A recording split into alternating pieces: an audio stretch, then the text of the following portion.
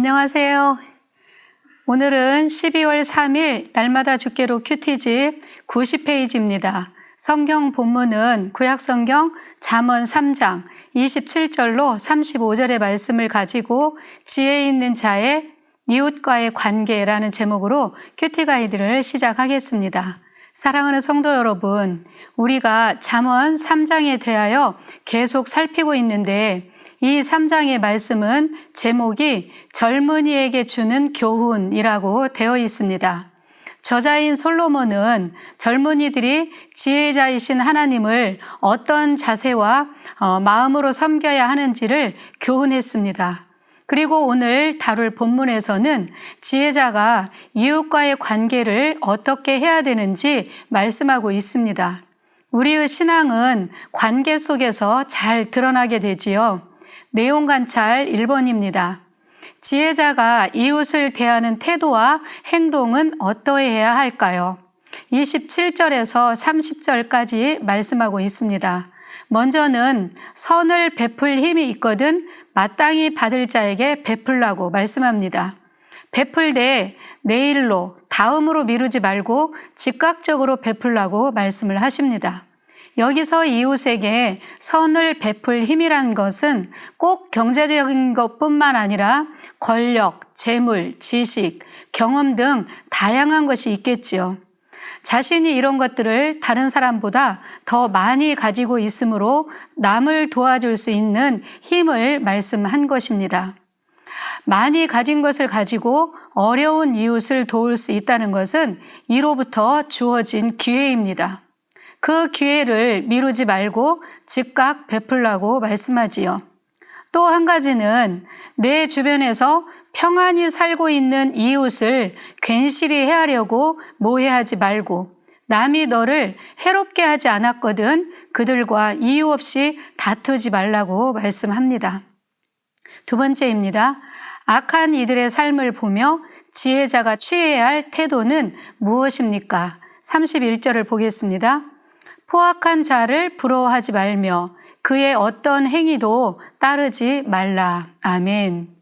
죄된 본성을 가진 우리 사람들은 다른 사람들이 잘 되는 것을 볼 때 함께 기뻐하고 박수 쳐주는 것이 쉽지 않지요.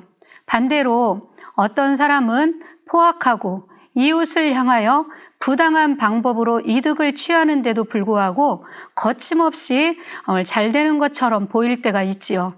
오히려 형통해 보이고 잘 나가는 것 같을 때 그들을 향해서 은근히 부러워할 수 있고 그들의 삶을 따라할 수 있습니다. 그러나 지혜자는 그들을 향하여서 부러워하거나 그 어떤 것도 따라하지 말라고 말씀합니다. 세 번째입니다. 지혜로운 자와 의인의 집과 악인의 집은 어떻게 다를까요? 4번 질문과도 같은데요. 32절로 35절 말씀을 보면 그 말씀 속에 여러 부류의 사람들이 나옵니다. 일부러 대칭적으로 나열을 해놓고 있는데요. 그 사람들을 두 부류의 사람들로 나누면 이렇습니다. 첫째는 패역한 자와 악인, 거만한 자와 미련한 자들로 지칭된 사람들입니다. 이들은 모두 같은 부류의 사람들로서 하나님을 무시하고 멸시하는 자들입니다. 이 패역한 자들은 하나님을 경외하지 않을 뿐 아니라 하나님을 대적하는 자들로서 하나님은 그들을 미워하십니다. 하나님은 이 교만한 자들을 대적하시고 멀리 하시지요. 상실한 마음 그대로 그냥 내버려 두십니다. 또한 그런 사람들은 거만한 악인들로서 하나님의 저주를 받게 되며 하나님은 그들을 비웃으실 것입니다. 마지막 심판 날에는 그들에게 있던 건강과 재물, 많은 보화까지도 오히려 수치가 될 것이라고 말씀하고 있습니다. 두 번째 부류의 사람들을 살펴보겠습니다. 그들은 정직한 자요, 의인이요, 겸손한 자요, 지혜 있는 자들로서 지칭하고 있는 자들입니다. 이들도 역시 같은 부류의 사람들인데요. 이들은 진실되게 하나님을 믿고 회개한 자들로서 이들에게는 하나님의 교통하심이 있습니다. 하나님은 그들과 가까이 하여 깊은 사귐을 가지십니다. 또 하나님은 겸손하여 하나님을 간절히 찾는 이런 사람들에게 은혜를 베푸십니다. 그리고 그 의인들에게 복을 주시지요. 또한 그들의 보호자로서 울타리가 되어주시며 존귀 여겨 주십니다. 결국엔 영광스러운 하늘나라를 기업으로 얻게 하십니다. 5번째입니다. 삶의 적용인데요. 이웃과의 관계에서 지혜로운 행동이라고 하기 어려운 부분은 무엇이며 이를 바로잡기 위해 내가 실천해야 할 것들은 무엇인지 생각해 봅시다. 사도행전 5장에 보면 아나니아와 삽비라 부부 얘기가 나오지요.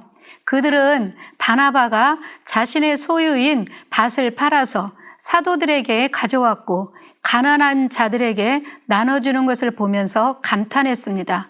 그리고 자신들도 그렇게 다 드려야 되겠다고 생각하고 소유를 팔았습니다. 거기까지는 좋았는데 생각을 해보니까 아까운 마음이 들었는지 일부를 감추고 일부만 가져와서는 이것이 전부라고 사도들을 속였습니다. 그 결과 그들은 성령을 속인 죄로 부부가 한날에 죽고 말았지요. 사랑하는 성도 여러분, 이들이 일부만 드렸다고 죽은 것일까요? 아니지요. 절반만, 아니 일부만 드렸더라도 하나님은 귀하다고 칭찬을 하셨을 것입니다. 그런데 왜 이렇게 비극을 맞았을까 묵상해 보면서 저는 이 말씀 속에서 깨닫는 한 부분이 있었습니다. 그것은 오늘 본문 28절에 나오는 내게 있거든 이웃에게 이르기를 갔다가 다시 오라 내일 주겠노라 하지 말라라는 말씀입니다. 내일 줄게 내일 와 이렇게 미루지 말라는 것이지요.